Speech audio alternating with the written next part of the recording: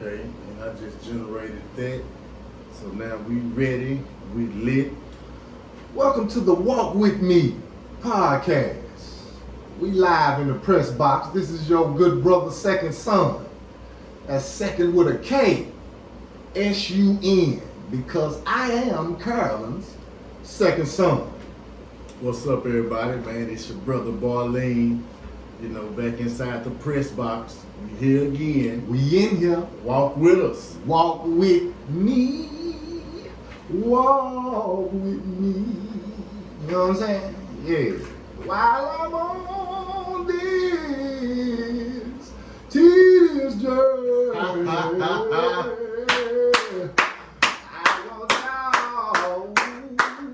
want y'all to walk with me. You see what I'm saying? Walk with me. Come on, man. Y'all feel the vibrations, man. Y'all feel the vibes. Live in the press box. You see what I'm saying? On the ground. We doing it. What is this, man? We in the month of June. June deuce 2020. That's a lot of tools in there. Ain't it, man? June deuce 2020. And we have fell comfortably in the seat of the summer solstice. Cancer, to be exact. You know, yesterday, man, was a eclipse, man, like a major eclipse out there. Yes, it was. On the infamous Father's Day. Ain't it, man? And then it had something to do with the corona, corona rising. Talk about it. Don't scare them, but talk about it. It can't be a coincidence that on the same time we having this coronavirus, that we have a event, a solar event, with the corona rising during the eclipse. Man. That ain't no coincidence, man. These people know what they doing, man. Man. They know what they doing. That's sorcery, man. Ooh. So to be able to understand it, man, we can use it, man. You know, use it against them. A lot of shit is going on, man. You know what I'm saying? How was your Father's Day, first off? Everything was good, couple steady. How about yours? Can't complain. Can't complain, man. I had the girls, man. We had a good old time. There it is, yeah. Our FaceTime with Papa, baby, you know what I mean? And yeah, everybody was pretty much in their own zone, everything, you know, kick back, good. You know what I'm talking about? In the cut, out the way. Saw my little great niece and my little great nephew too, you know what I'm saying? They came through, we, you know what I'm saying, spent some time together. So, yeah, everything was copacetic. Yeah, it was a good Father's Day, man. I was online, you know, off and on all day, man, but I didn't really see a lot of the bitterness that you usually see, you know what I'm saying, on Father's Day. Mother's Day is normally gonna be a peaceful day. It's gonna be a celebratory day. Right. But a lot of Father's Days, man, there be a lot of spitefulness out there, man. Ooh, be a lot of bitterness out there, man.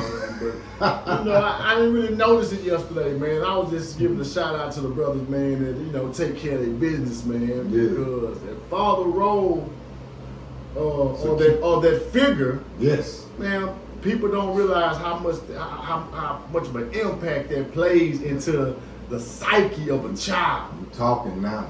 You know, talking now. In the absence of that, you know, man, Can cause all type of dysfunction. produces it, man, at a high rate. And that's a lot of our problem. Ooh. You know, we solution oriented over here. Yes, but we that's a first, fact. you know, before we can deal with the solution. prescribe a medicine, we got to at least see what the ailment is. To set the equation out. So, you know, that lack of that father figure, that lack of that man, Yes. you know, a man's man. A man's man. You know, that was Yes. raised by men, or a Yes. man, you know Yes. what I'm saying, that could give the teachings that a woman can't. You know, I did see some women out there getting happy Father's Day. You know, if your father was absent, which a lot of us was, man, a lot of us biological fathers wasn't there. Some of us had father figures. Wasn't raised all the time by my biological father, but he played a massive role in who I am today. But my mama also had somebody in the household, R.I.P. Tommy, you know what I'm saying, that played a great role in being a man, and that I could see and touch and feel every day, you know, when I wasn't around my daddy. And that right there taught me shit that my mama can't teach you. Mama can't teach you how to be a man. Not at all. She got to sit down to people. Come on, man. So what I'm saying, that's we different already. And how she gonna teach me how to pick? And she gotta sit down. I gotta stand up. You know what I'm saying? So that we nipping that in the bud that quick. Yep. You know what I mean? And going back to what you said, there was an absence of the bitterness. That's a good sign. It is. Because the bitterness, this is how I always looked at the bitterness. See, when you got, speaking on the bitter energy that we know of, where she makes it her business to downgrade who she chose, watch this now, to have a baby with. So she, some kind of way, she ignores the fact. We're talking about the bitter one now. Some way she ignores the fact that she chose him. Keep it going. Keep it going. And when you choose him, you see what I'm saying? That right there is, you have to take full responsibility for the choice that you made in a man to help you produce this child. You see? And again, when we dealing with the bitter energy, this is something that we need to make it our business to key in on when we are, as it relates to this bitter energy. When you're going through your bashing, you see what I'm saying? Your bash list of how he ain't and what he don't, etc., is very important for you to self-reflect. Sister, queen, mother, you see? It's very important that you self-reflect, because that energy, that bitter energy, it doesn't just exist from within you, that baby, those children, etc. You know what I mean? If you have more than one with this man, you see what I'm saying? They're gonna feed off of that bitter energy, and it will turn into something. Of course, it won't be negative. And it's very important that we get these concepts together. So, like the good brother was saying, like we won't, you know what I mean, continue to produce this dysfunctional energy. That's what I'm gonna say within our communities, because we're making matters worse, or you're making matters worse when you're on this super duper bash this man and not accepting none of your responsibility for choosing him or allowing him to, you see what I'm saying? I said it like this. Impregnation. And exactly what you said. I had 2 tweets. One of them is about a year old, and it said this. Okay. Stop talking shit about your father, because at the end of the day, he still fucked your mom. Wow. And then yesterday I said, you know, some of the same thing, like, I can't remember verbatim. Follow me on Twitter, by the way, Barlene. But stop talking shit about your, I don't know, if your daddy is such a ain't shit nigga, what does that say about your mom? Yeah, same thing you saying is just, you know, I try, you filtered it a lot better than I did. Yeah, and that's what we do. You filtered it a lot better. Yeah. And that's what we need, that just raw, uncut explanation, excuse me. Cut it out. Man. Cut it out, y'all. Because it's damaging. It's damaging. That's a fact. It's damaging because, again, this energy, it doesn't exist just within you, the bitter woman. You know, if that's what we want to label her. But if you talking down on the choice that you made in baby daddy or whatever you want, you know what I'm saying? You have to take some sense of a responsibility for that. At some point, it's important that you self-reflect, because again, that's producing more hate within the child and confusion. And you can trick this child from 1 to 7, 8, 9, 10. But once you get around that 11, 12-year-old age, this child is going to be able to notice who the bullshit parent is. Ooh. It could be you, the mother, in your bullshit ways. It could be. You look just like your daddy. You make me sick looking just like your daddy. You might not say that, but the child know that, because she done heard you tell somebody, ooh, she look just like her. He look like her damn daddy. And not only that, you know, we talking about raising humans. So we want to uplift it. We want to build character. Yes. in the children that they are going to be out in the world. And so, as an adult male, I realize that, you know, mama didn't know everything. Right. Greatest in the world, but she didn't know everything because she had an upbringing. Right. And, you know, she was dealing with some psychological things that may have not even been healed yet in 50, 60, 70, 80 years because of the way she was raised. Yes, sir. You know what I'm saying? So a lot of the parenting methods are passed down like traditions, and a lot of them need to be broken. Yes. And then, you know, that's what we're doing. We're breaking a lot of traditions that we just do just because. Right, and we see that there's no use of it. No sense in it. Because it's not productive, you see. And again, with that being said, you see, it's imperative that we highlight this type of stuff, like as it relates to parenting, because we don't get this type of talk. We don't really sit down as a people and really get this type of therapeutic talk to where, oh, okay, I see how they say, you know what I mean? Because she might not really have looked at it that way until we break it down like, yeah, baby, you know what I'm saying? Think about what you're saying here. This is counseling that we need, that we don't get. You know what I'm saying? Them other folks, they go have paid counseling and psychological evaluations to deal with their mental health. So we're dealing with, from children, dealing with post-traumatic stress syndrome and also slave syndrome. Yes, sir. That's dealing more with our elders, that's passed down in slave mentality. But we're dealing with the stress of it because, you know, our mothers and fathers, a lot of times, most of the time, wasn't financially able to go and have a psychiatrist to go sit down and just release a lot of the mental baggage. Not at all. So they carry it down, they working, they tired, they get off. You go and spill something, now you getting cussed out, hollered, and you might get the hell beat out of you just because mama had a bad day or daddy had a bad day. When if we could just have this time to have therapy. Yes. So just talk about it. Yes. You know what I'm saying? Just to release the stress. You know, we know stress is a killer.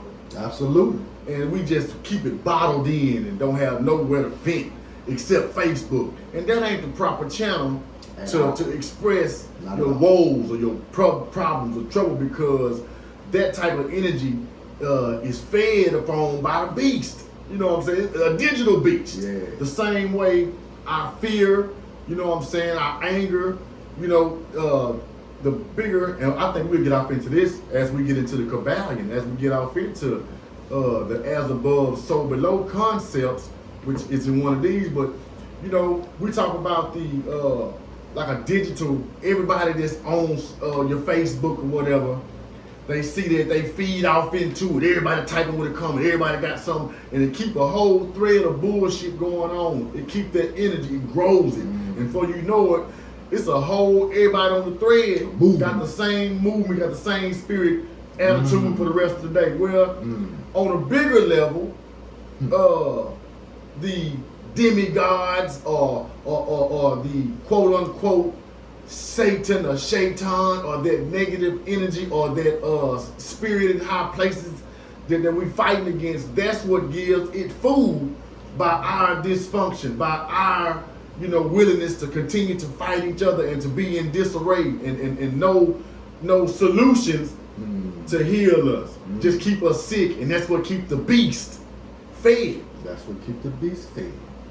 Man, that's a whole lesson right there, what you just spilled right there. You know what I mean? The importance of guarding your energy. Yes. And what you giving your energy to. Because relating back to parenting and raising children, is very important to know that vibration that you carry on you is going to be around your children. You see what I'm saying? Or your child. If you know what I'm saying, whatever the case may be. And again, as we going into getting better and staying focused on solutions, this is the solution here, is man, heal thyself. That's what it is. And of course, you have to make the conscious effort to do that. You see? To heal yourself. Like, okay, let me look at this in truth. And let me self-reflect. Now, what part of this is my problem, and what part of this can I fix? And then we go from there. Especially as it relates to, like we saying, this mother that's possibly, bitter because she's chosen a man that's not physically, spiritually, financially, etc. Whatever her, you see what I'm saying? Whatever her problem is with the father, whatever issue she have, that he's not, being supportive, whatever it is, you see what I'm saying? She got to deal with the fact that, okay, well, how can I fix it? What part of it can I, fix that's in my hands? You see what I'm saying? 'Cause that's the only thing that you can have to work on. You see what I'm saying? After you really self-reflect and see, like, oh, okay, you see what I'm saying? This is what I can do. And you know what that produces? A lot of time, that produces an overcompensation. Ah, yeah. And that's just as bad. And just to keep it balanced, I won't come back, but just to keep it balanced, it is some brothers that the sisters procreated with that ain't shit. Right. Absolutely. We live and we learn. And so some of our decisions in our youth, we realized, I really wasn't on my square when I was at that time. I wasn't who I am today. So what I did, who I procreated with, 20 years ago, I was a child then. I was 17, 18, 19, 20. Right. Or you could even be 30 and still a child. Right. 40. Right. So sometimes that brother ain't shit. Sometimes you made a bad decision. Sometimes his mouthpiece was just too cold for you at that time. And that's the whole point right there of accepting. Yeah. Like you saying, let's give it the balance. You still left with a choice. Even with that example, like, oh, okay, I chose some bullshit. You know what I'm saying? I gotta accept the fact that he like you say, he wooed me. You know what I mean? In whatever way that he wooed me, and boom, this is what I can do because this baby is here now. Right. So all I can do is my part, and then like you were saying earlier, the baby gets to decide. You see what I'm saying? Because they watching and they paying attention. By the time they hit that 11, 12, 13 mark, they already know. You know what I mean? Like whatever you were saying about it, if it is what it is, they see that by then. So that's what it's all about, not you adding to the negative energy, you see what I'm saying, and being, I guess, untruthful to yourself, because you still not accepting your part. Right. By you see what I'm saying, choosing to go ahead and procreate with the fella that you have these, you see what I'm saying, issues with as it relates to helping you raise the child. Because to add to this, I grew up with a woman.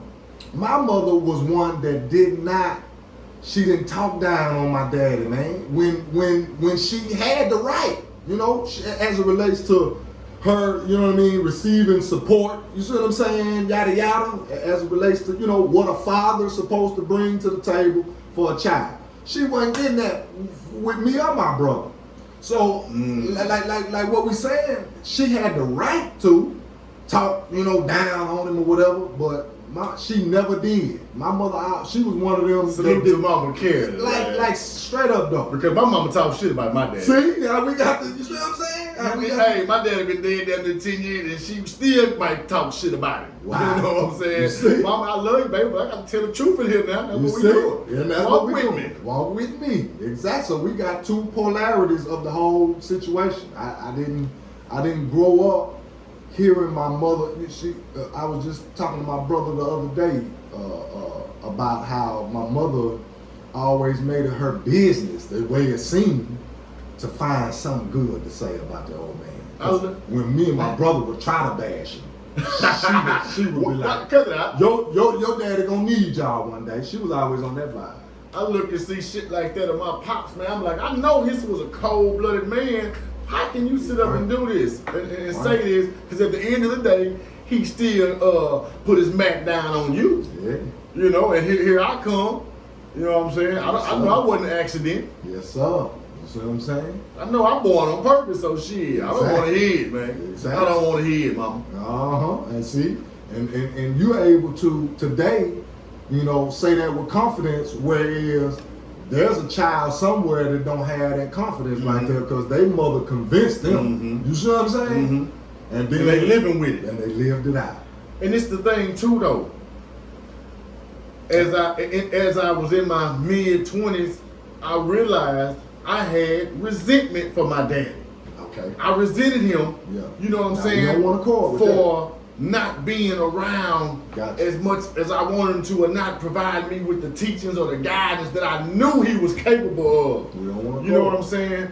And I recall one time just riding with him and venting and telling him this. And he didn't tell me this part, but at that point I began to realize and learn things that hell, my daddy didn't have a daddy to give him to show him how to be a father. See? You know, so, and then I also realized a lot of times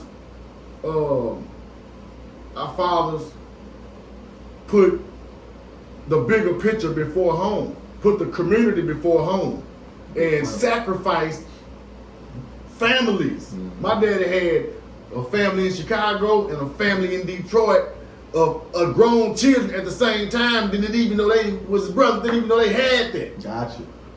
Mm-hmm. You know what I'm saying? So, and these are my brothers and sisters who I know felt a certain type of way about that. Yes. You know what I'm saying? So he sacrificed two families, and here I come 20 years later, and I had resentment because I felt like, you know, damn, Daddy, you wasn't there as much, but nonetheless, we don't want to quote. I experienced that too. Nonetheless, I learned, and I'm glad I did while he was still here to, you know, get over that and to cherish the time that I did was in the knowing of the sacrifices he made, the childhood, his upbringing, to realize shit, man, Daddy did the best he can, man. You know what I mean? Big Frank, what you talking about? He can, man. What you talking about when you say the sacrifices he made? Let the people know. I mean, you know what I mean? We here now. Man, if anybody got a Google, you can Google Frank Ditto. Detroit, Chicago. Ditto. You know, I put enough stuff out that I found online that would show what he was doing back in the 60s. Freedom fight. 70s. You know what I'm saying? A real freedom fighter. Yeah, I'm a real second generation civil rights baby, man. That's right. You know what I'm saying? From the nutsack of the struggle. Already. So Frank Ditto. A lot of the shit that, you know what I'm saying, that I taught, it's genetics. Mm-hmm. He being humble, but Frank Ditto went into the, you know what I'm saying? He in Michigan. He went into the public school system physically and told the teachers and the administrators physically, let me get them. He went in there and got his community babies, the babies that was a part of his community. He went in there and said, let me get this one. Physically. Got a write-up on him and everything. You know what I'm saying? He being a little humble about it. That's okay. That's what we're here for. Frank Ditto. Up there in Michigan, man, I'm talking about freedom fighting for real. Like, he wasn't just talking about it. That man went up in the classrooms, y'all, and grabbed them babies up out of there, told the administration, you're not going to dummy these down.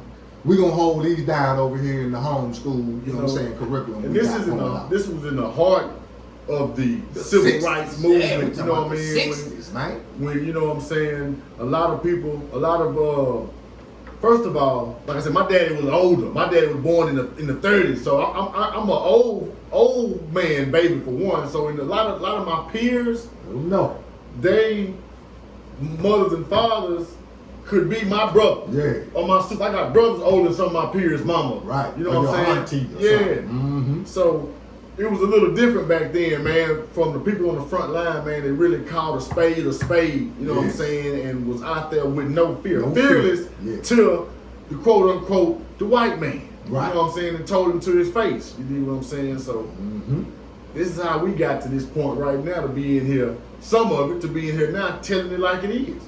Exactly. Now, when you say you had this animosity built up, because I can relate as well. Like, you know, we talked about it off camera, you know what I'm saying? But how did you mature, spiritually mature until a higher level of thinking as it related to, you know what I'm saying, what you thought or you felt like you missed out on Dad being there, physically being there? One of the most important things to me that drove me is to not let my children feel the way I felt. To learn from his mistakes or his shortcomings. I don't want to say mistakes, his shortcomings. Yeah, I like and that. feel the void, so that the way I felt, my children wouldn't have to feel that. you know what I'm saying, wouldn't have to experience, you know, that type of feeling of being, you know, a sacrifice. Or like, you know, it's like daddy could have did, you know, I can always do more and strive to. But I know that's what made me realize that it's things that I can do, you know what I'm saying? It's some things that I can't have no control over. Right. Like my childhood. Right. That's out of my control. And that's what we have to understand about our children. Yeah, I do believe we all, you know what I'm saying, chose to come back for this earth ride, this earth school. We chose this. But when you're a child, you know what I'm saying, you don't get to choose your environment or whatever. That's up to the parents. So we can set that atmosphere and give these children, like we were saying, we can build them up, you know, and we have to learn to give these children a voice, you know, and this is something me too. You know what I'm saying? Have to learn that because I was raised, you know, you do what we say, you know what I'm saying? Don't ask questions. Yes, do it. Yeah, do as I say, not as I do. You know, but that's backwards. No, because we have to be able to explain to these children why we're doing this. Absolutely. And we have to allow them the ability to speak to us and express their feelings because once they get in the world with authoritative figures, now we've taught them just to sit back and don't say nothing and just take whatever type of, you know what I'm saying, shit people throw at them. If we train them where you don't understand something, you want to know why, ask us why, and we will tell you and allow us to have a dialogue so that it's not just a dictator relationship. Exactly. And because of course, we really, it's time that we really appreciate the fact that we have the power to assist these children in success. And we should take full responsibility in knowing that, you see what I'm saying? And in knowing that, like we said, let's change the way we raise them in the narrative here, or the way we talk with these low vibrational mantras of, you know what I'm saying, do as I say, not as I do. It's not a good, that's not, you see what I'm saying, that you can tell that comes from some slavery type, you see what I'm saying, vibration. You can tell that you know the enemy taught you that. Because somebody that you really love and care about and care for, I don't think as a leader, you know what I'm saying, let me say that, I don't think that I would feel, well, I know that I wouldn't feel comfortable telling my child or anyone that I felt like was considering me to be a leader to them. I wouldn't feel comfortable telling them, do as I say, not as I do. I would be more on the lines of do as I do. You know what I'm saying? For the simple fact that we supposed to be showing or at least attempting to show a physical blueprint or GPS, you see, as it relates to my son looking at me. You know what I mean? As it relates to my daughter looking at me and trying to move through this game of life. I believe that it would be more effective if we would do more righteous so they can see more righteous, and then that's the result we'll get. See? I just had an epiphany of what you just said and what we're talking about. It was one time when, you know, the brothers dropped the ball, and I think the brothers, man, that's around from 55, and it's probably bigger than this, but I know probably between 55 and 48, those years there, man, a lot of brothers did drop the ball. 1948, 1955? No. Oh, the current age. The ages, right from now. From like 48 to like 55, okay. You know what I'm saying? Okay. Or from 55 to 45, it was some brothers, man, that dropped the ball as far as fatherhood. Okay. And you know, that was a time when you know the child support, you know what I'm saying, it was like right in the strongest point, right? It's the strongest point because it's still there, but you know, it was right there, you know what I'm saying? The brothers, man, wasn't raising these children, whether they was caught up in, and even my I gotta say, even from the baby boomers, from 55 to 40. Oh, okay, gotcha. I give it 15 years of brothers, man, that were either, you know, living a street life or they was addicted to drugs. You know what I'm saying? A lot of the drugs, man, you know what I'm saying, took over the brothers, man, and took them from who they were. From who you met, from when he got on dope, Yes. it's not the same brother. So he Gotcha. fell off in his fatherhood role. Yes. And so a lot of these, that's why a lot of these children right now are so Confused. yes, man. because they don't know which way. because that figure was gone. But Replaced with Stevie fucking J. yeah, but then after that time, when you get 40 going down, because during that time it was a lot of, you know, these niggas ain't shit and your dad ain't shit and that. But now we starting to see more brothers being there for their children. We starting to see more brothers being more active, and so now I was saying, you know, I didn't see that much bitterness because it was. If the majority of the women saying, well, this nigga ain't shit, he ain't this shit, so everybody can say that. But now, if you got a lot of the sisters saying shit, my baby daddy, you know, or my child's father, or you got the father with the children, it ain't too much. You can't bash him like you used to bash when he was completely absent. So now the father is there, and you look like a damn fool to be the only woman talking about your nigga ain't shit, because now you have to wear that jacket of damn. You know, why was you laying up with an ain't shit nigga? But it's not cool no more to be that person. So, you know, that vibe where, you know, that voice where the nigga ain't shit is gonna got quiet because we are more active, and the women see, I don't want to be the only one saying my baby daddy ain't shit. I don't want to be the only one. So, you know, I think this is where we're going. You know, we getting back to a more balanced state of, hey man, you know, you gotta accept the responsibility. Yes. You know. That sounds good though. Yeah, you know what I'm saying? It just popped up like, you know, I was trying to figure out why, how did all of a sudden, this was a year I don't really remember seeing much bitter shit. It ain't cool no more. A lot of these women, you know, is big up in their child father. Right. You know, and even if it's not all good between the mother and father, Right. can we at least put on in front of the kids? Put on. Can we at least act like we love each other so these kids can come from have a more wholesome feeling on the inside than shit. My mom and daddy may not be together, but they respectful to each other. Yes. They not cursing each other. They not talking. I'm not with mom and all she do was talking shit about dad. Right. And another thing too is, I rarely have been around brothers and their children, and the brother is saying, your mama ain't shit. Right. Ooh, yeah. You got. Cause the brother, man, the nigga ain't gonna want it. At the end of the day, I don't give a damn if I don't give a damn if everybody in the hood was knocking her down. You not gonna want to tell your child, you know, your mama was a hoe. Right. 10-4. You're not gonna want to tell your mama was a hoe. You know what I'm saying? Even though she could have been the biggest hoe, or the daddy could have been the biggest hoe, but. You know, hey man, this is the way the world was made. We didn't make up these rules. Right. It's not the same. No matter how much the women, you know, have taken on these masculine roles, you still a woman. You still gonna be perceived a certain way. Man.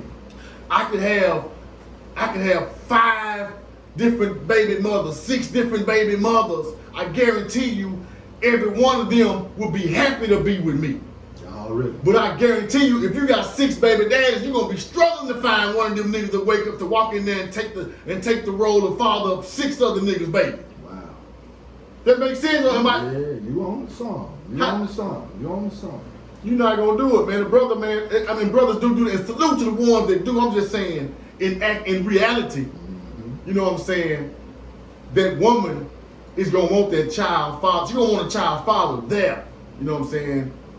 But that brother with the mother that has 6 fathers, 6 baby fathers, he's like, shit, why I ain't finna take care of 6 niggas? What these niggas at? You know what I'm saying? Some do, and salute to the ones that do, ain't nothing wrong with it. I'm just saying. Right. That's far and few between, man. It's not a level of equality with men and women in perceptive ways, as we perceive it.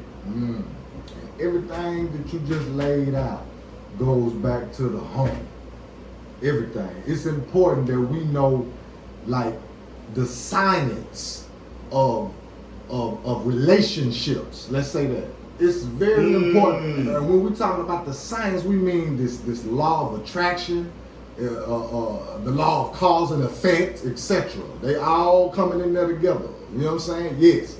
The law of mentalism, etc. Because see, when you're on a let's say a pornographic vibration, You got a pornographic energy about yourself. You see? Of course, that's what you're going to attract. Now, what we saying, what do you mean, Brother Second Son? What I mean by that is, if you full of porn and you got this, you see what I'm saying, this illusion of a female, you see what I'm saying, in your psyche, of course, the law of attraction works the way you will attract that. Now, what are we saying? You attracting something that you're lusting. So therefore, yeah, it's easy for me to go ahead, you see what I'm saying, do what I need to do to convince her, yada yada, and then boom, here come a baby. You see what I'm saying? Now, what we gotta know is when we say the science of relationships, you just married her. See, when that man, you see what I'm saying, enters, that magic stick enters, you see what I'm saying, her womb. You understand? And you do what you do, you become married. Mm-hmm. Now, it doesn't matter about the courthouse issue here. We're talking about universal law now. Mm-hmm. You see what I'm saying? And it's important that the family get these lessons early, because see, this is how we could have, this is how we can, because we can't go back and change nothing. This is how we can start to correct like the generations to come, to where they can be produced more out of love versus lust. You see? That's what we're saying here. Because lust is an illusion. Like it's temporary. That's the word I'm looking for. This lustful feeling is going to be temporary. You see what I'm saying? And now again, a baby is involved. We talking about when this marriage between man and woman comes through, like we're saying with this example here, of a lustful energy. Now on the flip side of that, you see, you got the opportunity to have your spirit man a little cleaned up more, a little more mature. You see what I'm saying? To where you're attracting a different vibration of a woman. You see? Mm-hmm. Now, mm-hmm. when this energy of a higher vibration comes together and marry, because again, we got to know that when male and female have sex, when the male enters that woman physically with the magic stick, marriage just took place. That's law. You see, that's universal law. So what are we saying here? You're exchanging spirits. You're becoming a part of her. She's becoming a part of you. When you get up, and you know how we do, you see what I'm saying? Let's keep it 100, you know what I mean? Because I am a father of 5 with 3 different women. I'm transparent enough to let you know, you know what I'm saying? I already know what this do. You feel me? From a experience point of view here. Like, I'm speaking from experience. You see? Now, when that marriage, you see, happen and you exchange these spirits, of course you become, you see what I'm saying, one or the other. Now, like I'm saying, when we do what we do as men, I done jumped out with her, you see what I'm saying, and went and jumped in with her, with the other one. But she didn't know. See, this is a deep conversation here, because as it relates to spirits here, you can agree, you can have an agreement within the participants here, meaning a polygamous type situation is totally different. Now, I'm not promoting it, but we just speaking science here and law.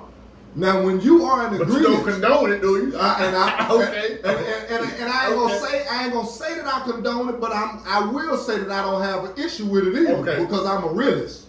You see? Okay. And yeah, already. And what else, you see what I'm saying, realness, you can find it. And I ain't gonna run from that. So that's why I'm explaining it to the T of, like, if you and your partners, you see, like if you and these females are in agreement, then that's a totally different conversation. Mm-hmm. But if I'm getting up with her and going over there and laying down with her, and she don't know that I'm going over there to lay down with her, then we exchange the spirits that's becoming unfamiliar with one another. So when I get out of bed with her and come back to her, she see this spirit on me from her, and she like, whatever.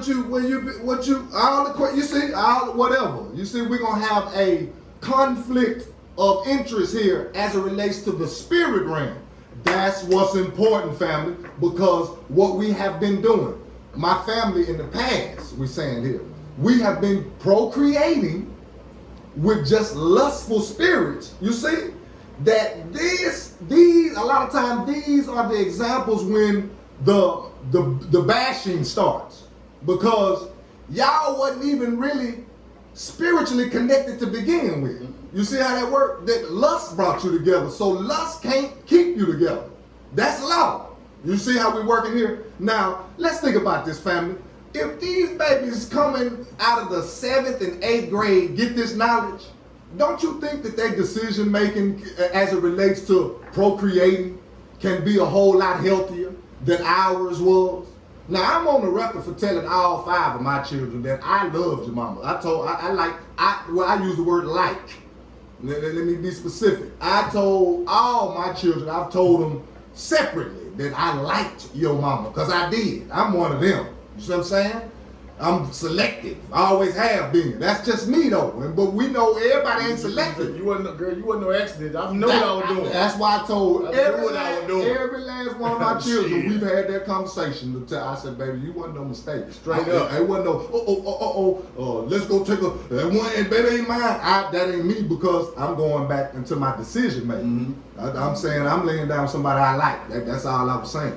And we have a wide case of our family people, the melanoids, I'm being specific, laying down in lust and not love. Because again, this when these complications, they start. The whole child support concept, the whole, you know what I mean? Pick them up on the weekend, and that's where that whole concept started, because there was some lust involved in there somewhere. Because when there's love, we can take care of our business amongst ourselves. We don't need no third party. When love is involved, L-O-V-E. But when lust is involved, that's when this third party bull crap come in here. You see what I'm saying? And again, that's spiritual, because you're gonna attract. Everybody, all human beings walking the face of the earth have the ability to attract. You see what I'm saying? There's a law of attraction that's embedded in your DNA. Let's just say that. You know what else is spiritual? You know what else is spiritual? Is tell me what. The same way that you saying how, you know, the brothers, you know, and sisters running around, you know, going back and forth. Well, for the sisters, when you get that body fluid off in you from this brother, and then maybe this brother, and maybe even another brother, that DNA from that man is now comes a part of your essence and your spirit and your thoughts. Yes. So if you sleeping with 2 or 3 niggas at the same time, then you scramble like 3 eggs in a skillet with a spatula. You don't know which way you're going, because you don't even know who's coming. Name. Oh, what? Name. No pun intended. No pun intended. But yeah, you got all these different bodily fluids in you, so now you know, you got this brother thoughts in you, this brother thoughts in you. Man. And this is why, you know, it's the difference in the man and the woman. And you know, it's the difference in how the brother carry the spirit and the sister to carry the spirit. All the way to the T. I'm gonna tell you one. She a 4, we a 3. I'm gonna tell you the other how it's different. I can go today and make 3 babies with 3 women. Yeah. Maybe 4. Okay. In a day. Yeah, you can. Yes, sir. But sister, you can't do that. Oh. It's 9 months at a time for you. Oh.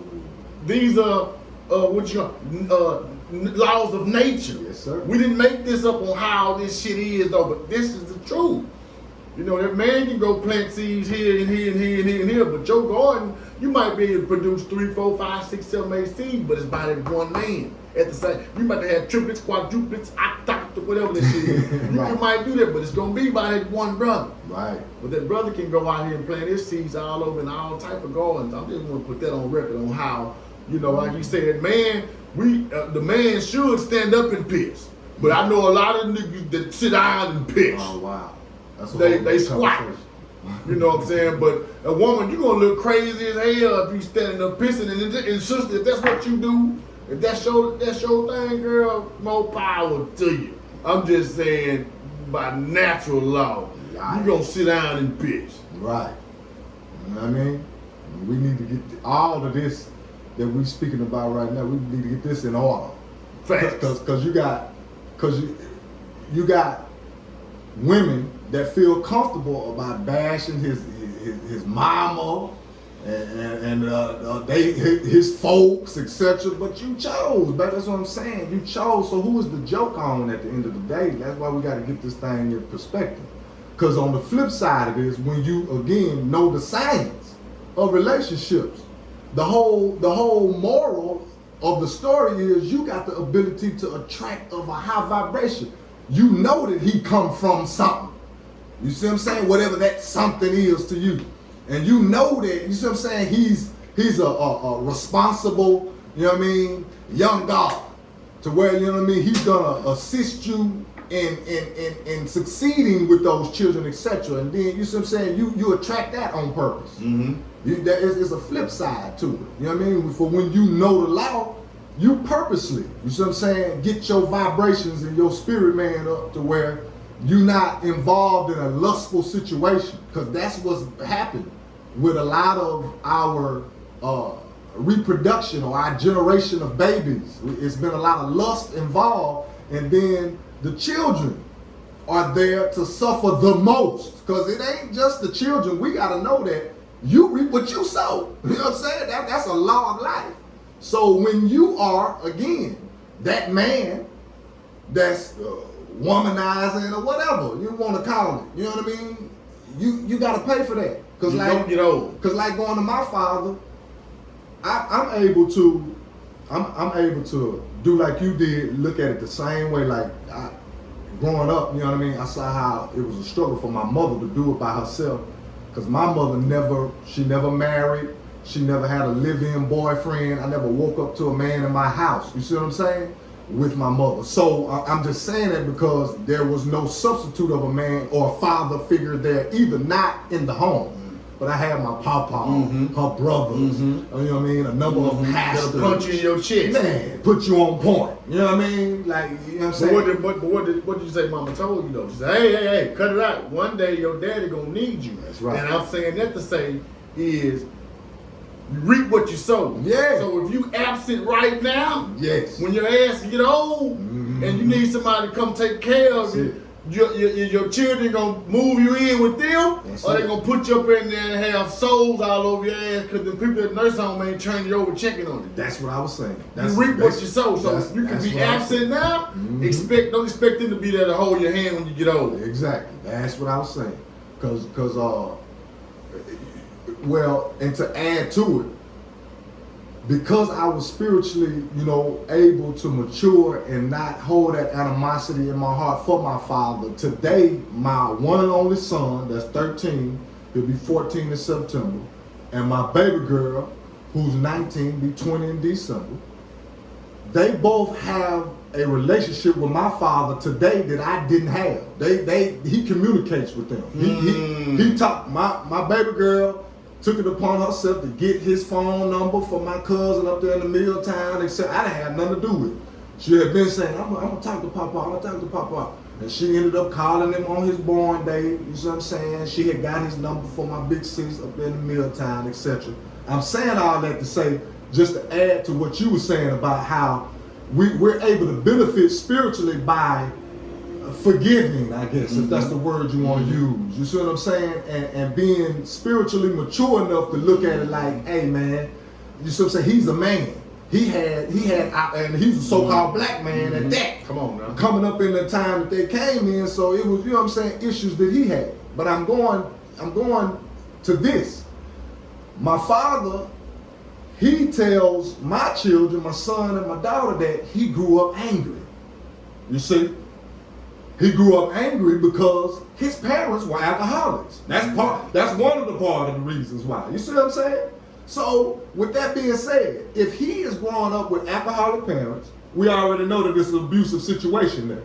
Psychologically, physically, I'm sure, because he, you know what I mean, my Papa James, you know what I mean, he my daddy on the record is saying, he just, how they just want to work him to death. Just work, etc. Yes, and not have no balance, no mayat time. Like, here, son, come on, let's pop, a soda pop, and talk to me or something. It wasn't none of that. It was always, pick this up, don't get that. Sundown, you're doing something. You know what I'm saying? So with him growing up with alcoholic parents, both mother and father. You see what I'm saying? So there's going to be a lack of respect first for mother. You see what I'm saying? So how do he grow up and really treat a woman with respect when he ain't had one for? You see? And that's what we going here. And I was just adding that because, you know, like I'm saying now, because I was able to spiritually mature, my children are able to have a relationship with my father that I didn't have, because he's not going to talk to me in depth like that. His conversation with me is quick, you know what I'm saying? He tried, you know what I'm saying? Him and my brother, you know what I'm saying? His conversation with us is short-winded. He get on the phone with his granddaughter and his grandson, he open. Right. You see what I'm saying? Right. So, you know, we giving that example because, again, you reap what you sow. Right. I'm telling you that I reaped that part for my children because I wasn't full of anger and continuously being angry, because I could have encouraged my babies to, don't call him. You see? No. You see? If you want to talk to you, he'll call. You see? You see? I could have easily encouraged that type of behavior, easily, because we have that influence over our children. Yep. Just like we saying about the mama bashing the dad. That's not healthy. That's all we saying. Because you have influence on your children. They're not only watching, but they listening too. To what you say and how you say, who you talking about and all that. That's how a lot of y'all is messy and dramatized, and you soap operas. Because you come from, your mama and them, they mouth, you was in it, and they mouth was soap operas, talking about the woman that just left their house, like a dog. Right there in front of it. And you confused as a baby, like, hey, mama, I thought that was your friend. I just was in here, Kiki and ha. Now this Wayne done finally left my house, girl. I couldn't wait for her to leave. You see? That's all we say. You know what I mean? And again, it's important to know the law, family. That's what we're saying here. These are the solutions that we're talking about. We're talking about man, know thyself. Man, heal thyself. And to thine own self be true. To you, to self-law. First and foremost. First and foremost. But you got to know who self is. Because again, a lot of us, you see, are raised on the vibration of lust. As it relates to the relationship with money, material stuff, etc. You know what I mean? It's a certain way to get what we're trying to get, y'all. And what we mean by that is we want to gain on a high vibration.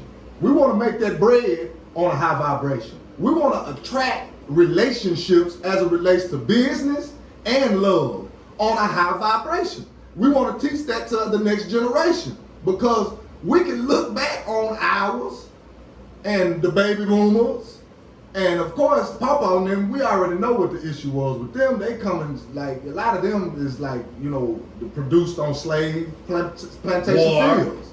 You know what I mean? War babies. Yeah. Prisoners of war. So we already know they thought process is gonna be prisoners of war and Vietnam War. Yeah. You know, the wars and the military wars that dealing with that type of syndrome, stress syndrome. Yes.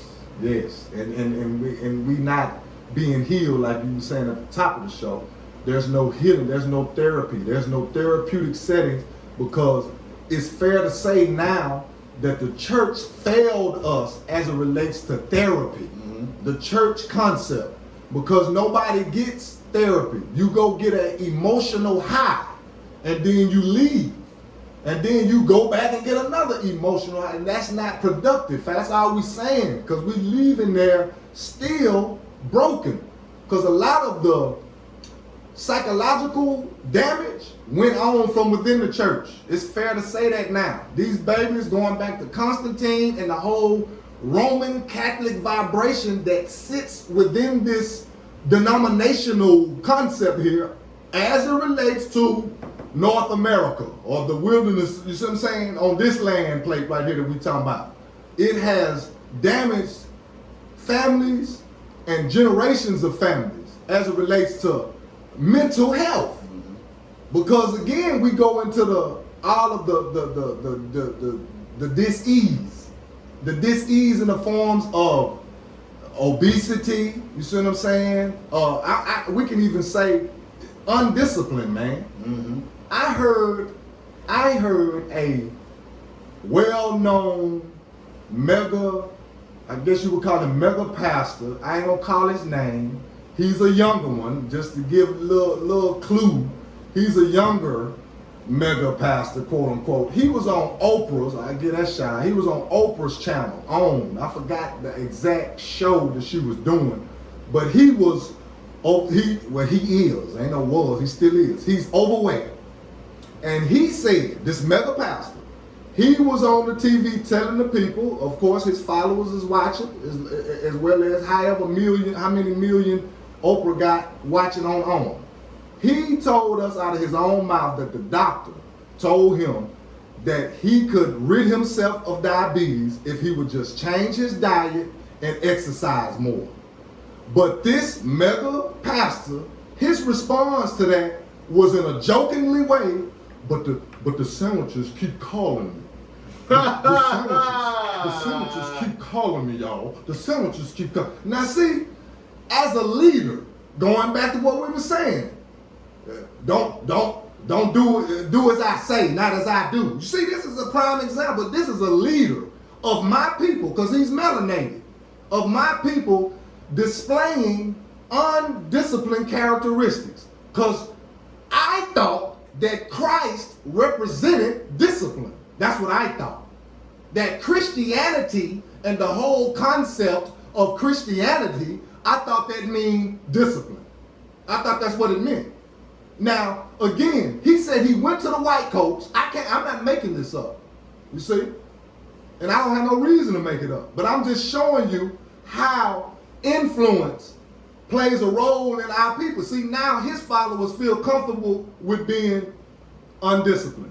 It's somebody in his flock that's they dealing with diabetes as well. But now that their leader is jokingly saying, after he told y'all, he told his followers, he told, like we saying, millions of watchers, whoever is watching on, that the white coat told me that I could get off my medicine. I'm glad that came to me. That's what he said. I could get off, because he's on medicine. He's on diabetic medicine.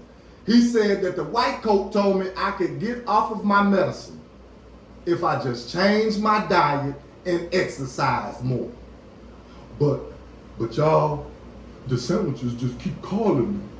They keep calling me. You see what I'm saying? That ain't no different from the dope fiend talking about the pipe. You see? And you a leader, and you have a flock. So again, your flock, you're gonna attract it. Undisciplined flock. You see what I'm saying? That's the whole key here. We want to be held accountable for our actions. So don't, you see what I'm saying? Continue this, do as I say, not as I do type mentality, man, because these are the results. And this guy, you see what I'm saying? Again, this is a young mega pastor. Why am I saying that? Because he has major influence. Mm-hmm. Just like Lil Weezy and them, Lil Wayne, you know what I mean, Lil Baby, etc. And these, you know what I mean? These influential platforms, they need to be feeding my people so we can get better. I have I'm passionate about my people, y'all. That's just what it is, man. You see what I'm saying? And I'm not going to apologize for that at all. And I will continuously highlight dysfunction where I see it, man, where, you know what I mean? Like, guard yourself. Because again, if who you looking up to as a leader, be it your pastor or whatever, is encouraging undisciplined characteristics or activity, that's you in the wrong, you know what I mean? That's unhealthy, man. And again, that's why we in this place we in right now as it relates to we're not owning nothing, you know what I mean? We're not able to, do a lot of hiring, you see what I'm saying? And making a way for our people and the next generation. We still sending them to the man. These are the prime examples right here. You got undisciplined energy out here that's not willing to discipline themselves, like, you see what I'm saying, Uncle Frank them. And the whole movement, like, you see what I'm saying, Marcus Garvey, man, they showed improved, family. They showed improved. You see? And that's where we want to be in this thing. We want to be showing improving, man. And the only way we can show improve is if we're owning and we're hiring. You know what I'm saying? I can't say that word right now. But y'all feel me? You see what I'm saying? And that, you know, again, I'm irritated by that. Because again, as it relates to the church concept, we're saying here, that's a major platform that we need. We need the right education going through that platform. We don't need this slavery, this slave-minded, you see what I'm saying, energy still going on. We don't need that.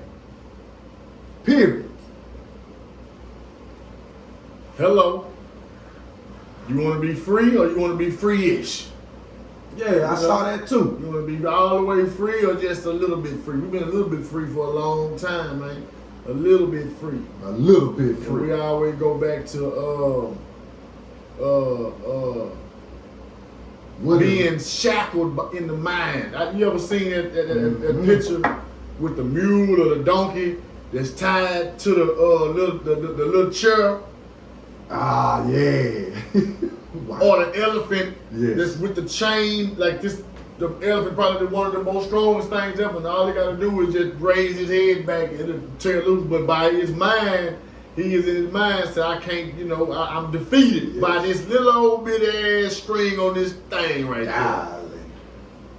And that's some of the laws, you know what I'm saying, that we about to get into. We've been about to get off into this Kybalion for a whole minute, man. We're gonna transition, from that real fucking talk. Pardon my language, pardon my Swahili, but man, it is what it is. Do your thing. We need to talk to the people with the people language. You know what I'm saying? So this is how we, converse. I don't even think that's the word. I think I read converse in the word. That's how we conversate. No, conversate ain't the word. I may have made it up. Anyway, this is where we at right now, fam. The Kybalion. Look, but before we got here, this is where we was at. Yep, that's what we was, 12 pounds a man. So be sure to go to the YouTube and rock with us on this series right here. Walk with us down the golden brick road, you know what I'm saying? That took us through the 12 Powers of Man. YouTube. By Charles Fillmore. The press box. Now we're going to get off into the Kybalion, a study of the Hermetic philosophy of ancient Egypt and Greece by the three initiates. Ancient Egypt and Greece. Why do they say that? And Greece. Because Greece sat down at the table and was taught by Egypt. Big facts. Oh, okay. They had to go through the mystery schools. Okay. You know what I'm saying? That didn't let everybody in. Okay. And so it was a selected few of big Greeks. Big facts. That was allowed to sit down at the table. Big facts. With the commissions, or what we call the Egyptians. That had to have been. They had to have a pass. They had to have been, you know what I'm saying, well studied and approved by the teachers that was inside the mystery school. Gotcha. By the teachers inside the mystery school. So right now, family, still lit. Yes, sir. 105. Yes, sir. The Kybalion is consistent. It consists of, 7 Hermetic principles. Now these Hermetic principles are directly related to the 12 powers of man, the first 7. You see how this all tied in? And then these same 7 is connected to your 7 major organs that come from, your 7 major organs. You understand? You have organs that you could do without. You know that? You know what I'm saying? You have parts of the body that you could still live without, like your limbs, like we already know, you know what I'm saying, your legs, etc. Now these same 7 major organs are connected to the 7 chakras. You see how this 7 work? You got 7 days of the week. You see, you got 7 major continents. You remember? Remember we said there's one of those continents that start with the letter E. That's the only one that's coming. Weirdos, man. You see, everything else start with an A. So we just dealing with this 7 number and this 7 vibration and energy here. That's all we're saying here. We talk about the Kybalion. We're talking about the Hermetic principles and philosophy. So we gotta talk about Hermes, thought, or Tahuti. All right. You know what I'm saying? These are the ancient gods. The ancient gods. And why we say we in Greece? Because Hermes what is his name? Hermes, I can't never say it, thrice Gusta, some shit like that. 3 times great.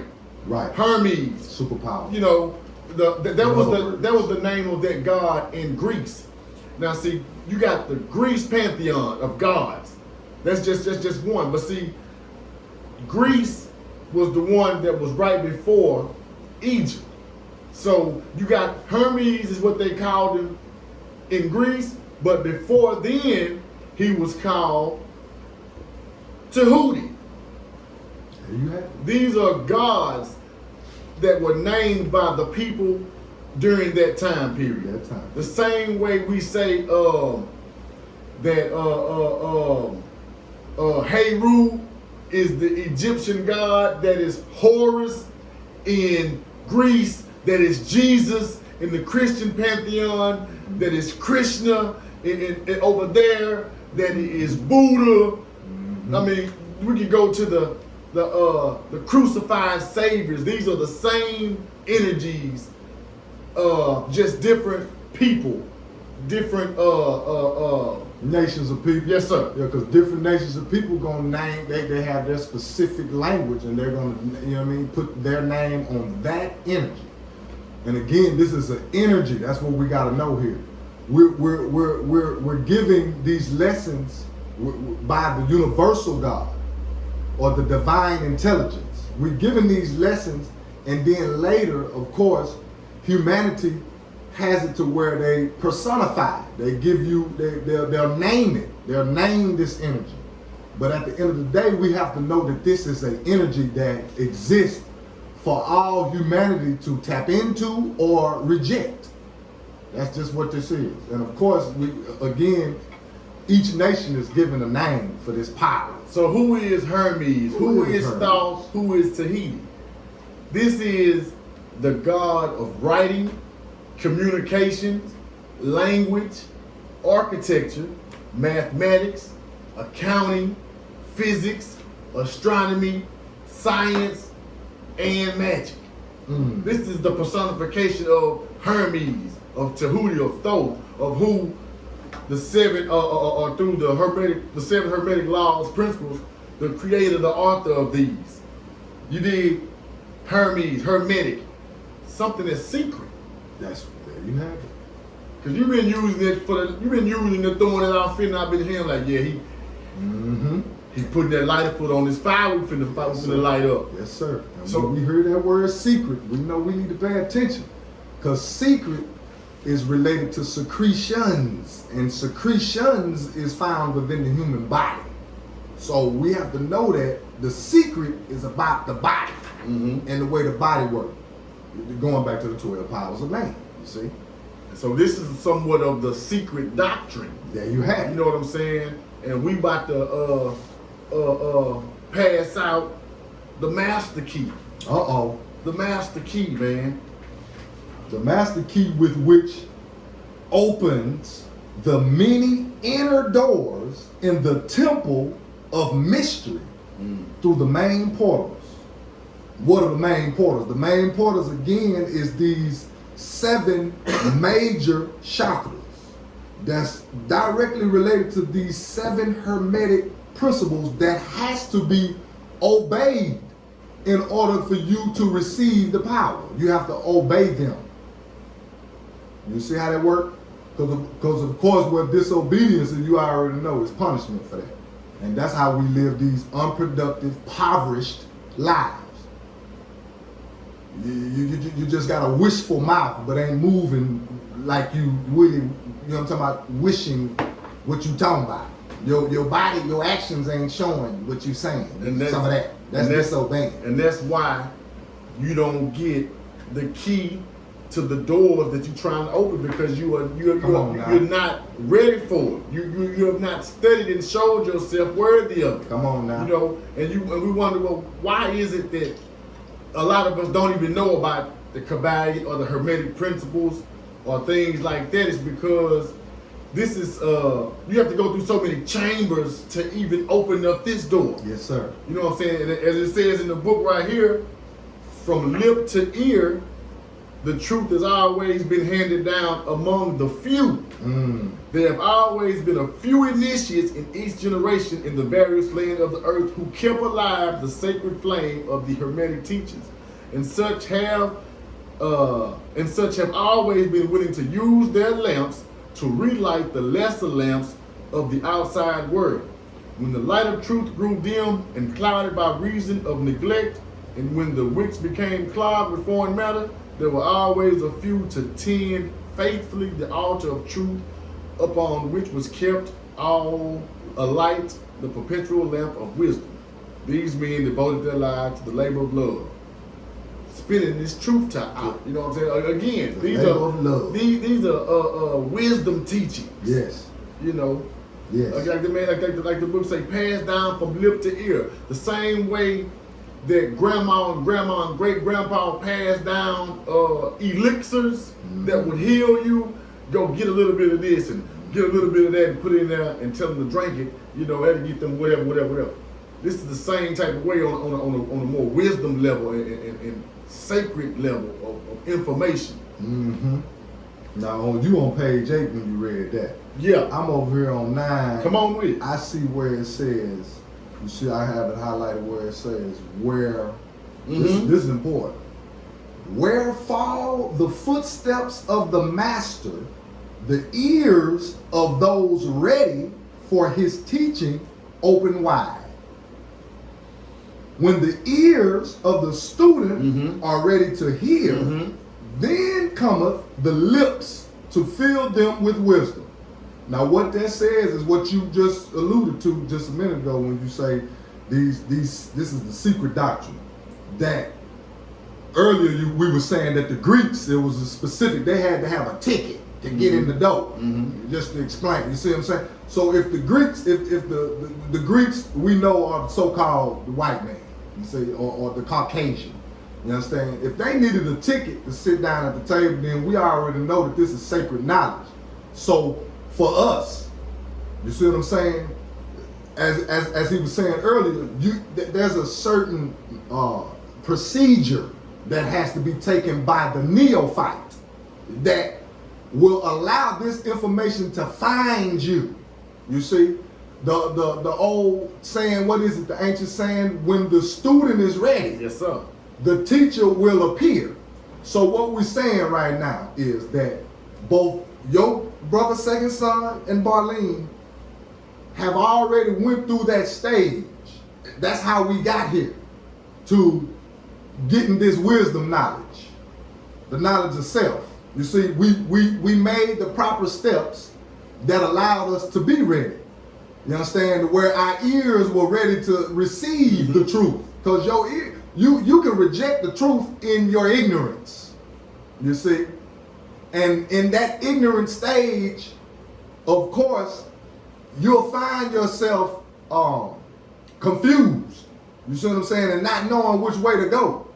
But that stage was, of course, programmed on you. That's what we're trying to say here. You have to detox yourself of the program. Unplug from the matrix, if you will. You see? In order for these lessons to come find you, because it's important for them to find you, now they need to resonate after they find you. You see? And there's some work that needs to be done to get to that stage. Let's dip back over to page 8. Let's go. These men, this is what it says verbatim, these men, but I'm referring right now to me and my brother. All right. Have never sought popular approval nor number of followers. They are indifferent to these things, for they know how few there are in each generation who are ready for the truth or who would recognize it even if it was presented to them. They reserve strong meat for the men, while others furnish milk for the babes. They reserve their pearls of wisdom for the elect few who recognize their value and who wear them in their crowns instead of casting them before the materialistic, vulgar swine who would trample them in the mud and mix them in their disgusting milk food. Hey man. That's the program. Hey man. That's the program. If you know me or my brother, you know the amount of followers on, and it's funny how this book is. This is ages old. Ages. But they say followers, and now we in the age of followers. Ooh, come on now. And so a lot of the people, man, that come, you know what I'm saying, with the false doctrines, you know what I'm saying, or with a doctrine, you know what I'm saying, trying to put the dick on your woman. There go Constantine. They just trying to get a bunch of followers and trying to be approved. You know what I'm saying? Their message is, you know, trying to pallet the message just so it can be approved. And a lot of times the message gets lost when that's the motive. We not here for that. You know what I'm saying? And I know we both done went through the stage of consciousness to realize this conversation right here, this is the crowd, you're gonna get some milk. Yes.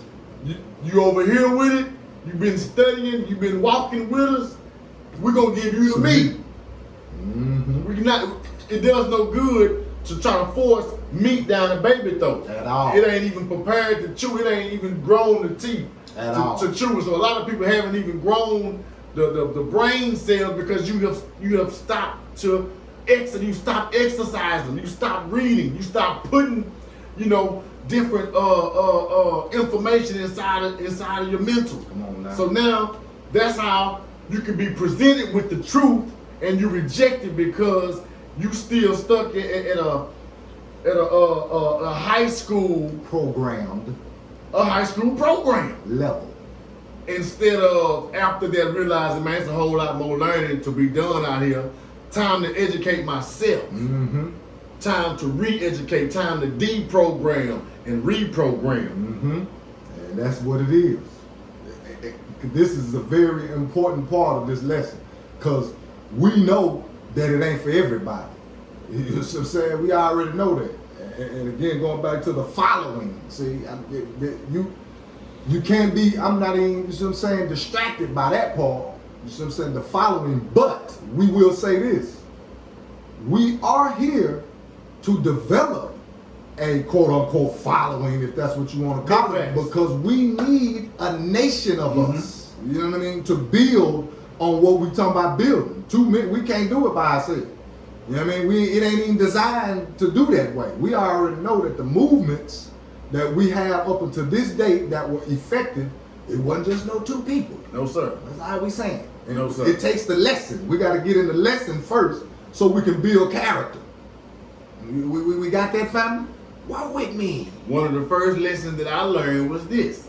It took me a while to learn it, but the lips of wisdom are closed except to the ears of understanding.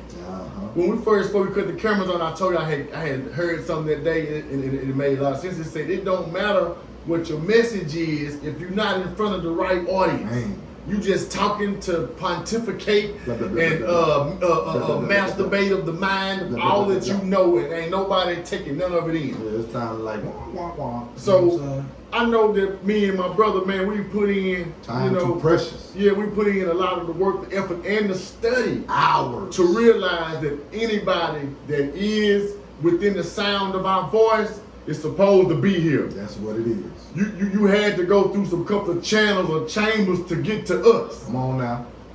You know, now. We know we can talk with a certain tone, you know, and a certain level of information because you had to have been groomed or grooming yourself in order to even be here, you know, to receive what we got to say now because now we deep off into this thing, man. Deep, baby. You know what I'm saying? It's time to activate. We got our goddamn on Superman clothes on.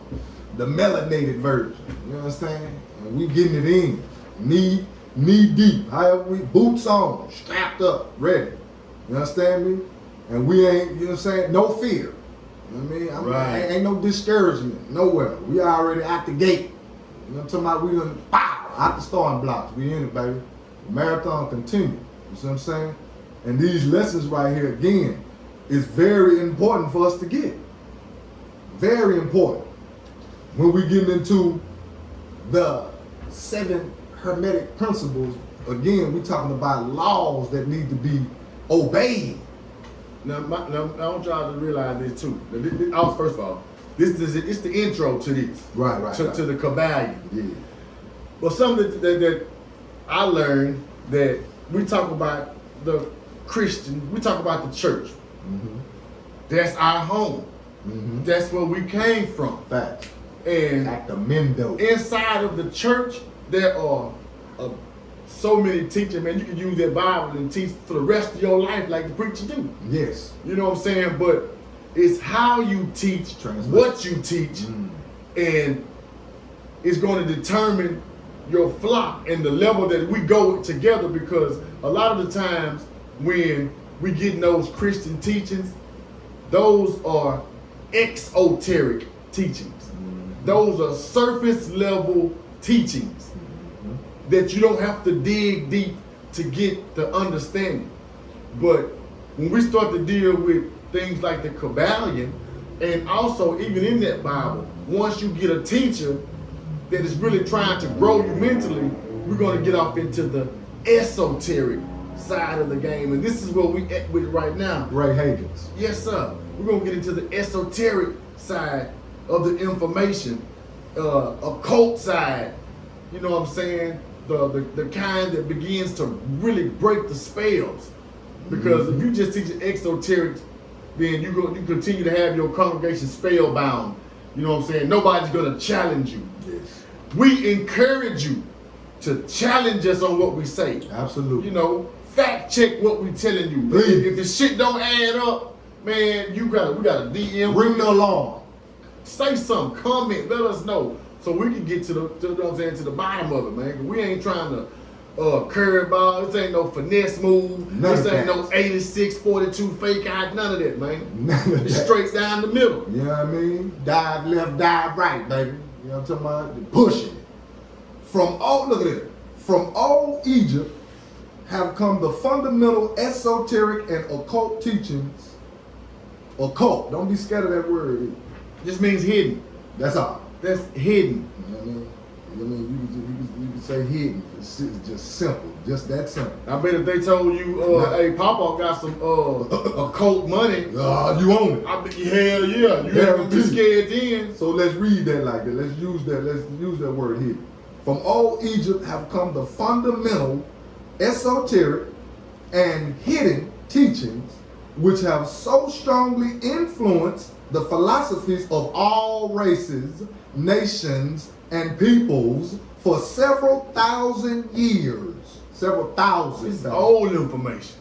Egypt, the home of the pyramids and the Sphinx, was the birthplace of the hidden wisdom and mystic teachings. From her secret doctrine, all nations have borrowed. India, Persia, Chaldea, Media, China, Japan, Assyria, ancient Greece, and Rome. Y'all see that? You see what I'm saying?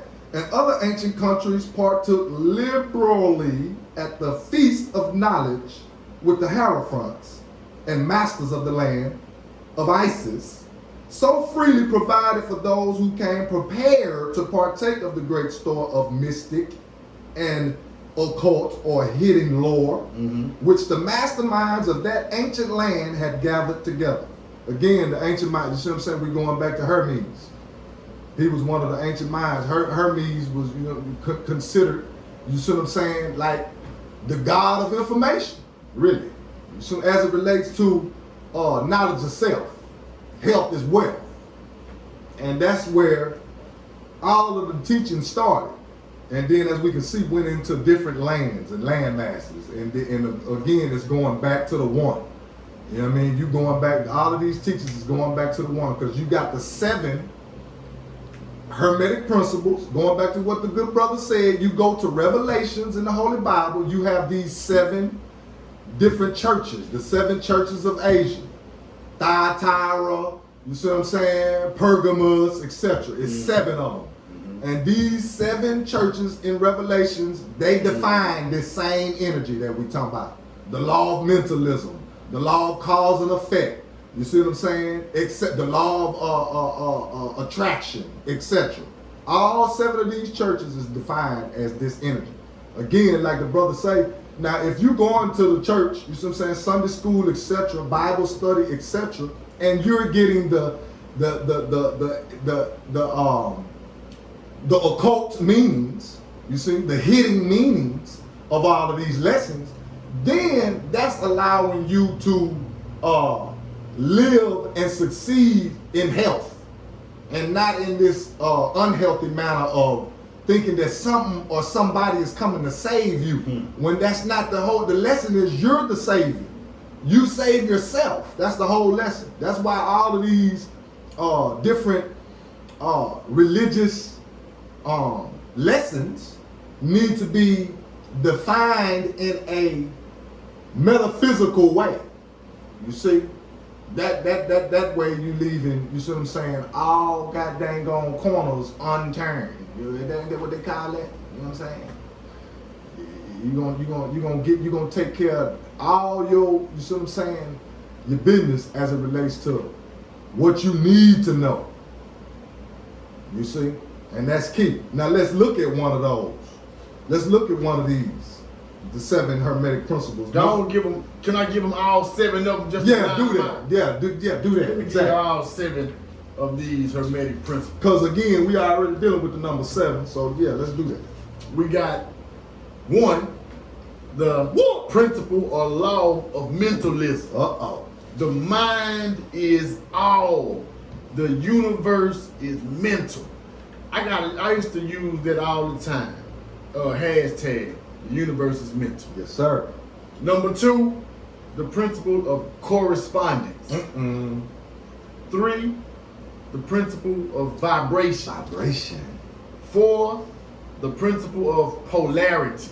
Opposites. 5, the principle of rhythm. Touch my mouth. 6, cause and effect. And 7, gender. 7 is gender. That means the male and female energy has to exist to produce. Everything is male or female, man. This right here.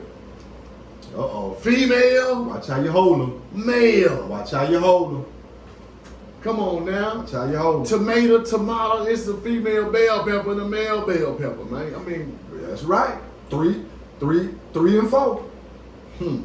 The four is the woman. You got those 4 knots at the bottom of that bell pepper, and it's 3 knots for that male. Now, why is that significant? Because the male is a 3. We're a 3-dimensional being. That female is a 4-dimensional being. How is she 4-dimensional? Because her breast, you see what I'm saying, produces milk and ours doesn't. That's what makes her a 4. But we have breasts as well. You understand? And then we can go on and on. It's adding to that. It's certain one of them you're supposed to cook with, and one of them you're encouraged to eat raw. That bell pepper. I think the feet. Well, don't give me the line, y'all. Look it up. I don't want to mess it up. But the 4. I didn't know that. Yeah. Come on with it. One of them is more of a grilling salad type of, and then one of them is a salad. Okay, gotcha. And the other one is more of a salad, eating raw. Gotcha. Yup. Now you do your due diligence on something. I don't want to mess that up. I'm gonna do mine. Somebody in there probably know. Yeah. You know what I'm saying? You can put that, ain't gonna be nothing to get that science right there. And that's just adding to the law of gender. Meaning, you know what I'm saying? The male is produced to do a certain thing. Going back to what you were saying earlier about how men, you see what I'm saying? We're different from women. You know what I'm saying? As it relates to, of course, she sit down to pee, we stand up, but it's many different facets, even as it relates to how she think. Because her thoughts are a little more finer than ours. Because the dimensions on her pituitary gland and her pineal, etc. I believe it's the pituitary is a little smaller or something like that. You can do your due diligence on that too, fam. This is gender. This is gender. Okay, let's walk them back up. Let's go to mentalism. No. Let's just walk them back. Let's walk them back up the other way. Cause and effect. Gotcha. I'm still on 15. I went down the first way. Now we stopped with gender. That's the one we really got off into first. So let's just walk them back up to cause and effect. Now, that should be, self-explanatory. Should relatively. But we not being in the know on the laws that govern us, because we've been programmed to vibrate on emotions. So if you vibrating on emotions, you'll miss the law of, where really, you know what I'm saying, the 7 laws of the 7 hermetic principles, period. You'll miss them if you just solely vibrating on vibration. I mean, if you're solely vibrating on, you see what I'm saying, the program and emotions. But cause and effect, like we're saying, should be self-explanatory to the extent of whatever you do. Whatever you do, it has an effect. You know what I'm saying? It's just that simple. Like, whatever you do, whatever action you take, there's a reaction that comes behind it. A lot of us like to call that karma. Yeah, exactly. And a lot of people are Scared of that word. when in actuality, That's what it is. If your actions are in line with righteousness, then you welcome it. Come on now. We welcome it. Cause and effect, man. Come on. man. You know out here, man. What you put out is what you gonna get back. That's the simple. boomerang effect. Yeah. And when you moving with intent, righteous intent, you use that to your advantage. You use that law to your advantage when you moving with the right intent. When your intent is righteous, you're not bucking or scared of the karma. No, I don't believe in that. You know what I'm saying? But it believes in you. That's why you get what you get, because you reaping what you sow. See, all of that's the same thing. Reap what you sow. That's the same concept of cause and effect. Let's go. Let's continue, Ray. Come on now. Rhythm. Law of rhythm. See now that right there. Everything flows. Yeah, that right there. We have to. That's some advance. Out and in. Oh, we can't go give them just a little dab in it, you know. Yeah, because you know when you hear everything happened for a reason, and I was in the right place at the right time. That's the law of rhythm. That means that your spirit, man, is vibrating on a frequency to where it's leading you to opportune situations. Mm-hmm. You're gaining. The pendulum. There you go. You're gaining out of being moved to go there. Like, oh man, I'm glad I followed my first mind to go here, because I didn't even expect to get, that's rhythm. That's the law of rhythm. I didn't even expect to get this.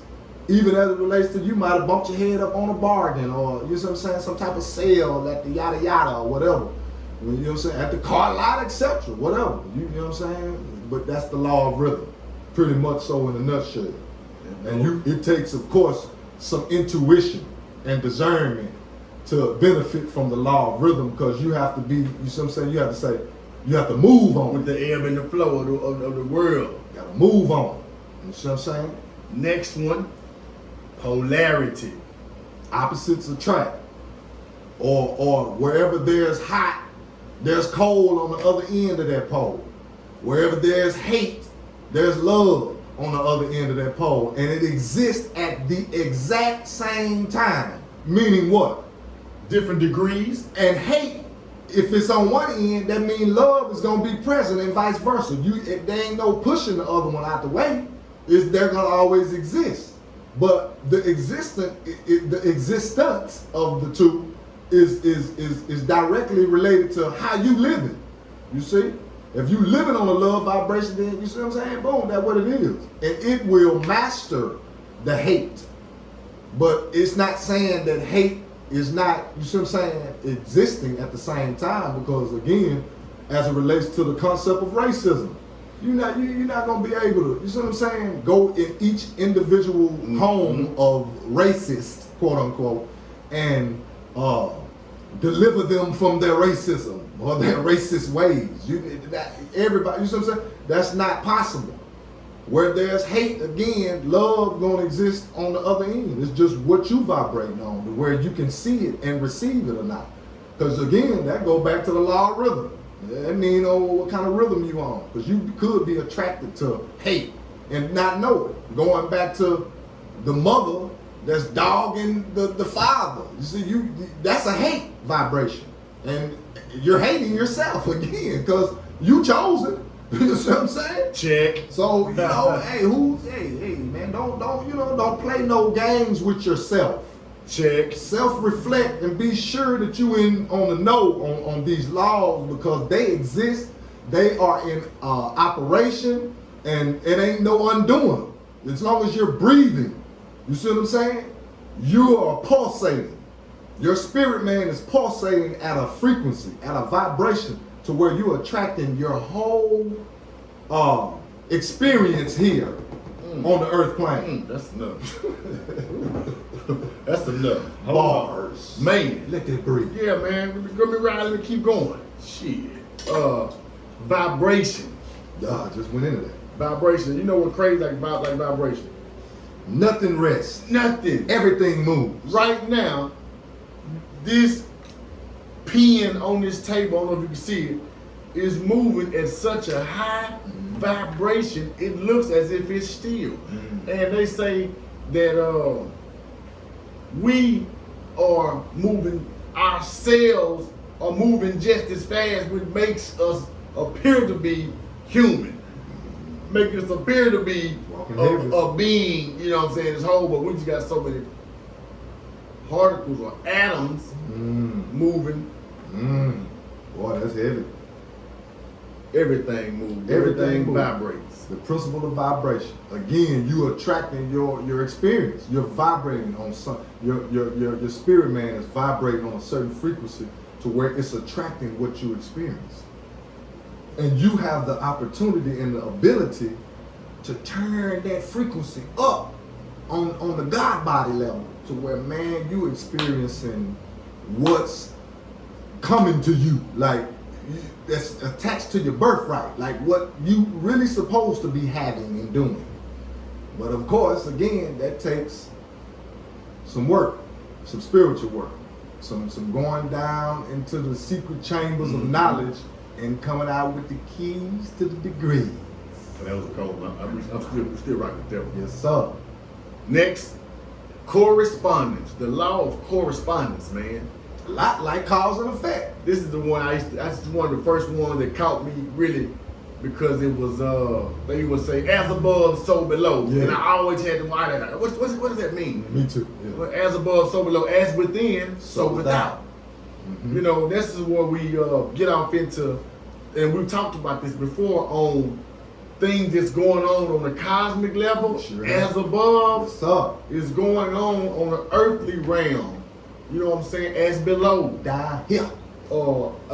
Things that are going on in the mind, or Above things that are going on inside of you, as within and below. Yes, below. That that's where you're thinking with your wrong head, son. Big facts. You see, Big facts. because you thinking below. You see, not as above. Yes. But again, as we can see, as above has the same ability as below. Because you again, when the old school, when Uncle them say you thinking with the wrong head, we know that he's talking about your penis head. Yes, sir. And we saying that area has a thinking tank or brain. Now, that's facts. And so now that you're talking about thinking and brain, we're gonna move to the first one. Very first, number one. Yeah, we The move law of mentalism. Get your mind right. And this is the one right here for me in my personal journey. It was the one that opened me up at first, and I'm gonna tell you how it opened me up. Somebody gave me the book, The Secret. And in that book, The Secret, I began to learn that I could manifest things by what my mind is on. You know, all is mental. The universe is mental. And then I also learned that The Secret was based off of that first principle of mentalism. And then that took me to the next chamber of, wait a minute, it's 6 more. So we only did The Secret, we only dealing with one of them. Yes.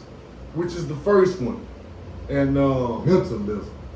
It taught me that it's 6 more that we have to master to make it 7. Don't close us out, family, because like I said, this wasn't nothing but the intro to the Kybalion. I can already tell, man, it's gonna be it's gonna be powerful. Yes, sirski. Yeah, because again, family, these hermetic principles, these 7 hermetic principles are connected again to, like we just said, when you're thinking with the wrong head, that's the chakra area. You see? Sacral. Your sacral. To be exact. Excuse me. The one that's colored red. Yes, exactly. Your sacral. And that's very important for us to know that, because again, like the brother saying, we have to bring all 7 together. You see what I'm saying? And make them work in harmony. That's the whole key here. You know what I mean? And when we get them to work in harmony, our experience here on the earth planet, it gets sweeter, if we can use that word. You know what I mean? If that's the word we want to use. I'm definitely one that is speaking from experience. Again, I've as it relates to mentalism, I manifested myself to be here, sitting right here before you with my brother Barleen inside the press box. Since day one. That's a fact. You see what I'm saying? Because again, this is necessary. This whole platform and movement is necessary. Mm-hmm. And of course, in order for me to manifest it in my mind, that means the good brother had because this situation was already here when I got here, is what I'm saying. So the good brother had to deal with the principle of mentalism to even get it to this point, as it relates to the building that we in, the microphone that I'm speaking on. You see what I'm saying? The camera that's recording us, the laptop that you know what I'm saying, bounce down the audio, etc. You see, all of that is necessary. You see, and all of that came from the principle of mentalism. And not to cut your wisdom, but that produced cause and effect. It's there we have it. We here now because of this. This is the effect of what we just said, of what we put our minds and brought forth from the mental standpoint into the physical to be able to come in, and now we here. Right here. Cause and effect, man. We're gonna touch on every one of these one by one. Yes, sir. And that's that's pretty much in a nutshell. We what I'm saying, we don't want to hold you no longer. This is, you see what I'm saying, as we said at the top, Walk With Me podcast from inside the press box. You can find the Walk With Me podcast series on YouTube. Go to the YouTube channel, The Press Box, THE Press Box. And you can also go on Instagram to Press Box Media Group. Tell them your YouTube. My YouTube channel, you can slide over there. The Second Son, that's second with a K. Right on. SUN. Where we going in over there, you see what I'm saying? Got the Walk With Me movement going on, and the Walk With Me FYI segment going on over there. You can find me on Instagram. That's Second Son with a K. And SUN, of course. Oh, Second Son 9. That's what that is on Instagram. You see what I'm saying? And what else we got? We got the book. I'm on the book. My free national name, Kybalion Bay. K-A-L-E-E-M-B-E-Y, Bay. You see what I'm saying? Y'all go out there. And that's what it is. And grab this book so y'all can walk with us through this book series. Yes. Yeah. We're going through another one. You may have to order it online because it may not be in the average bookstore. You know what I'm saying? If you got any metaphysical bookstore, that might have it, but it's easy. Get online, order the book up, man, walk with us. Let's get it. Sacred doctrine right there, that red dot. That's sacred doctrine. That's what let you know it's sacred. A seal. A seal. That's exactly what that is. Sacred doctrine. Until the next time, family. I am your good brother, like I say, Second Son. That's second with a K-S-U-N, because I am Carolyn's second son. This be my good brother, Barleen. That's B-A-R-R-L-E-A-N. Hey man, say what the fuck you want to say about me, just spell my name right. Peace. And we are on the ground.